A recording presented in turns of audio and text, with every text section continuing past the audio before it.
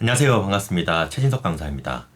이번에는 재능을 찾는 방법 3가지에 대해서 이야기를 해보고자 합니다. 얼마 전에 제가 유튜브에 그 축구 선수 이영표 선수가 이제 특강을 했던 영상이 유튜브에 뜨길래 한번 봤거든요. 그런데 내용 중에 이런 이제 의미를 담은 내용이 있었어요. 재능 정도는 무시해도 될 정도로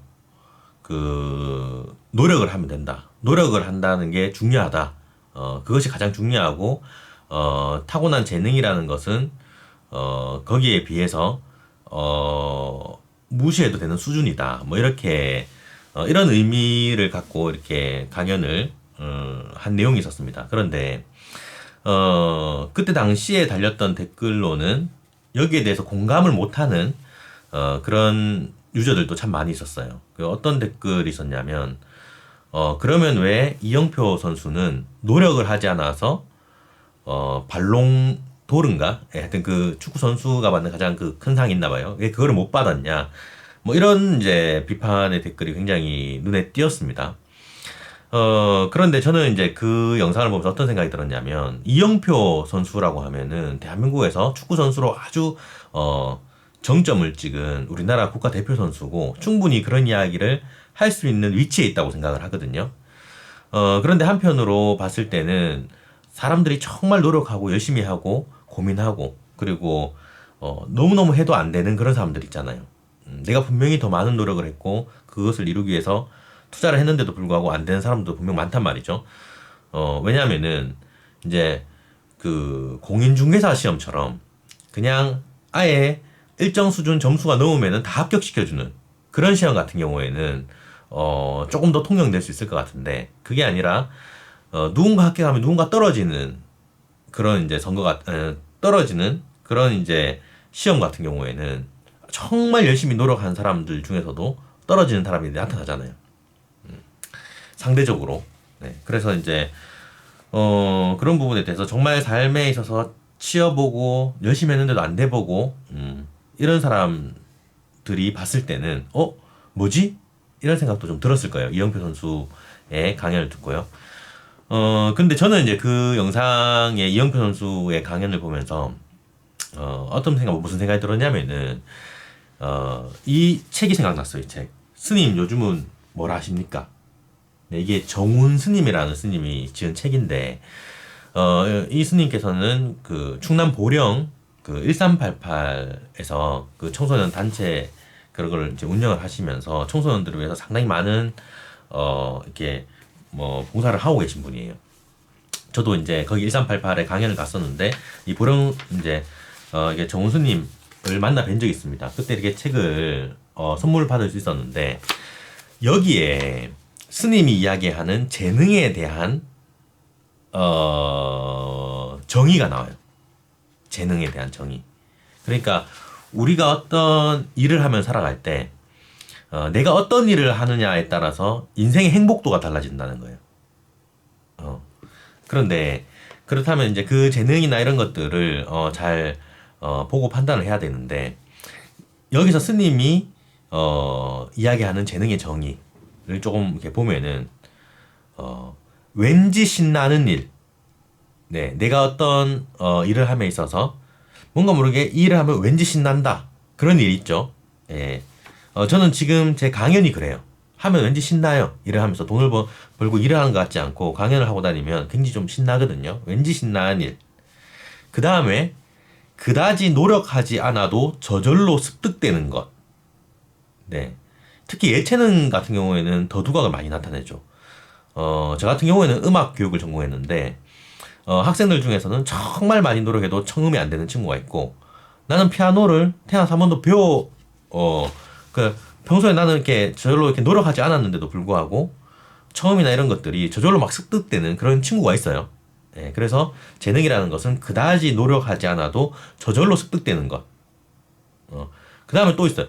배운 기억도 없는데 숙달이 되어 있는 것 등이 재능이라고 할 수 있다.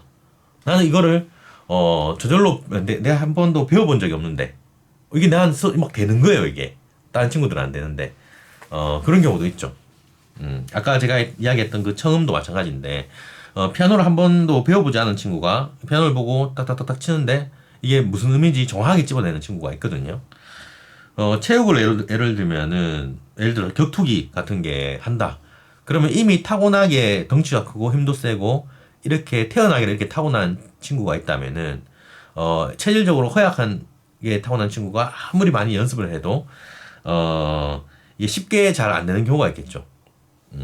근데 이제 문제는 뭐냐면 허약하고 이런 체질도 정말 성공하고 잘 되는 경우도 있을 거예요.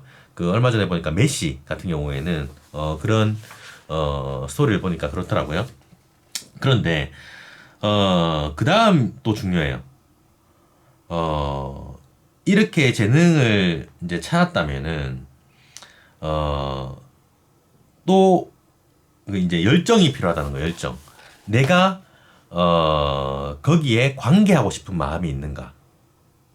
예, 내가 참여하고 싶은 마음이 있는가? 이게 연결이 돼야 된다는 거예요. 이제 그게 이제 어떻게 보면은 이제 노력하고도 연관이 되죠.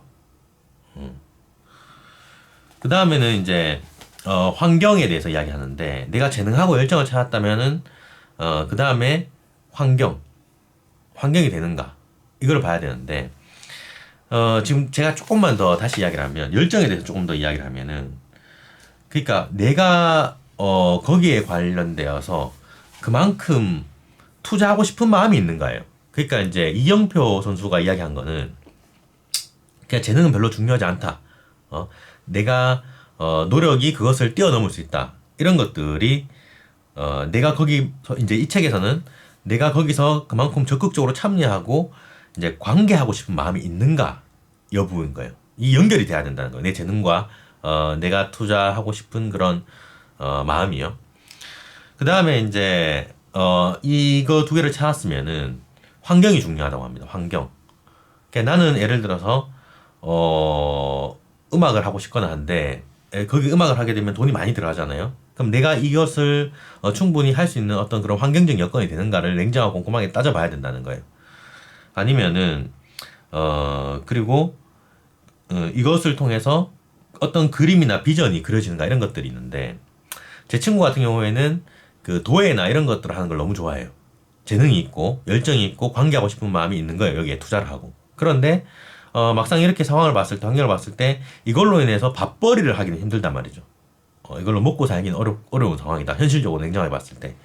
그렇게 되면 이제 그거는 하나의 취미생활이 될 수 있다고 합니다.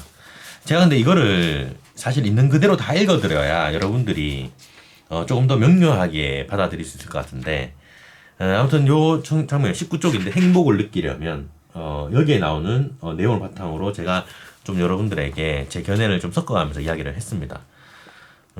행복을 느끼려면은 내가 어떤 직업을 선택하느냐, 어떤 일을 하면서 살아가느냐, 이게 굉장히 중요한데, 거기에 관련되어서 재능이 무엇인가, 그리고 재능과 관련되어서 재능을 찾았다면 어떻게 관계하고 싶은가, 그리고 어떤 그림과 이런 것들을 그려나가면서 볼 수 있는가, 상황을.